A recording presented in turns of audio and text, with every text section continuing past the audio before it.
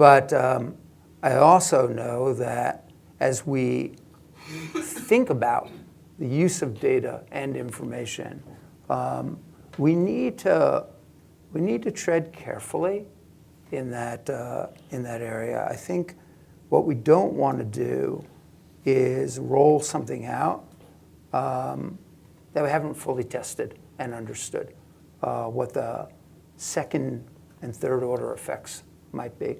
Because there are always second and third order effects. You in this room know that better than anybody else. At least I sure hope.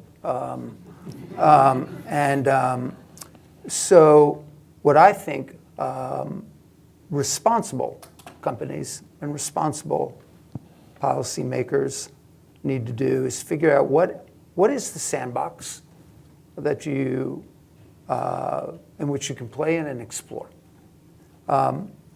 And I think actually some of the agencies are doing that, and around the world they are doing more and more of that. So we can say, for instance, let's use this data and information to extend loans to consumers who can't get it right now and go to payday lenders or worse, out on the streets. But let's be careful about it. What does it mean to use their data and information? What's the privacy considerations that we need to look at? How do you responsibly lend to somebody so that they can pay that back? For instance, I'll just give you an example. We bought a company recently called TO Networks. It's a bill pay company. It's got about 14 million people or so use it. It's predominant in low and middle income neighborhoods. Kiosks that people can pay their bills or they can do it online. So we can save them, and we have saved over time about a little over $800 million for them through electronifying what they would have had to do in the physical world.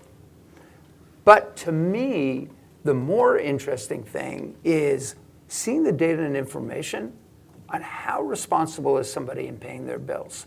Because let's say you're on the platform and I see you're paying your bills all the time and you lose your job. You lose your job, it just happens, but you're a responsible individual.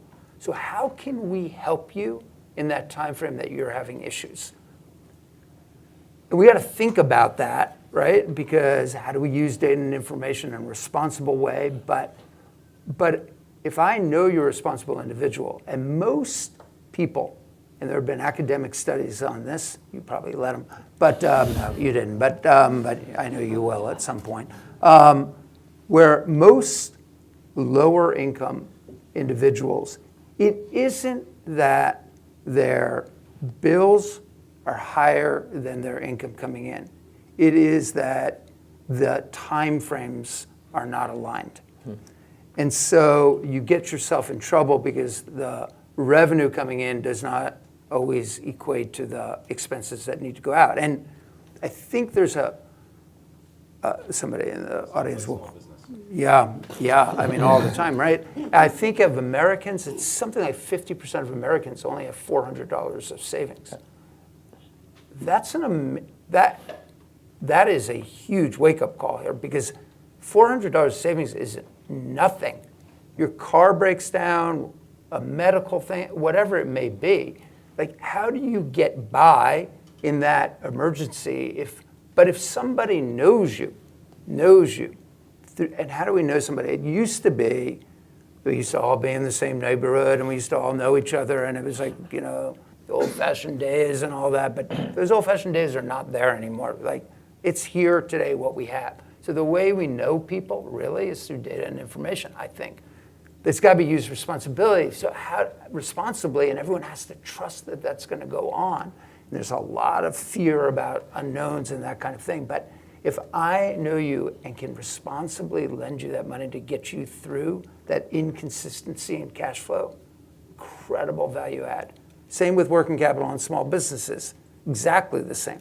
And it matters to them. It really matters. And we've seen that in the data and the results that come in.